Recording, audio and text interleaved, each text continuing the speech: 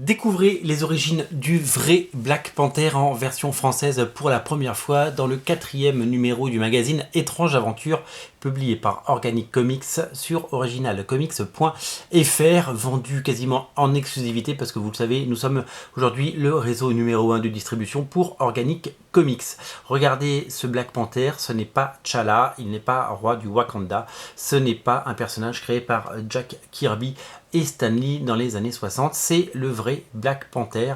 Il date, lui, de 1941, c'est ce qu'on appelle le Black Panther du Golden Age. Le Golden Age des comics, c'est la période des années 40, des années 30 et 40, où les personnages qui ont été créés, s'ils n'ont pas été déposés comme marque déposée, sont tombés dans le domaine public et aujourd'hui n'apparaissent plus. Et avant la création, 20 ans avant la création de Black Panther, eh bien, il y avait déjà eu un Black Panther et donc il ne venait pas du Wakanda.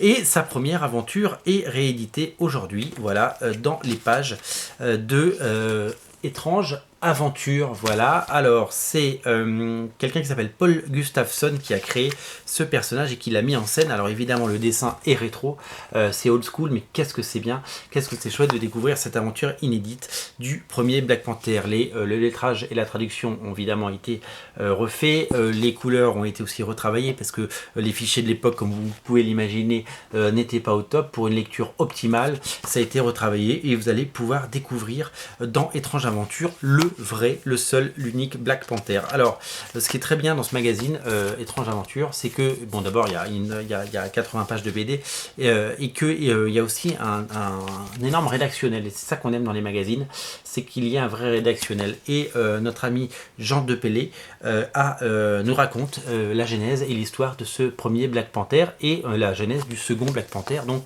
de T'Challa, avec plein d'anecdotes, comment Jack Kirby et Stan Lee ont dû contourner la censure de l'époque et contourner surtout l'opinion publique parce qu'ils avaient un public un petit peu de tous bords aux États-Unis, aussi bien des démocrates que des républicains et des gens très conservateurs comme des gens très modernes, et que comme ils en avaient fait le roi du Wakanda, T'Challa, et que donc c'était plus qu'un Afro-américain, c'était un Africain et il était black, et c'était compliqué de mettre un black dans les années 60 en couverture d'un magazine, et c'est pour ça qu'il lui avait créé ce costume avec ce masque qui recouvrait tout son visage. Alors ok, c'est stylisé, mais à l'époque c'était surtout pour vendre du papier parce que sinon ils auraient pu être boycottés de la part d'une frange de la population. On apprend aussi, parce que je m'étais posé la question, mais comment Marvel a pu créer un personnage qui s'appelait Black Panther alors que les Black Panthers c'est quand même un groupe qui défendait les droits des Noirs aux États-Unis pendant la ségrégation et qui le faisait de façon plutôt violente avec des actions directes et qui s'opposait au pouvoir en place. Ils avaient évidemment raison sur le fond et c'était discutable sur la forme,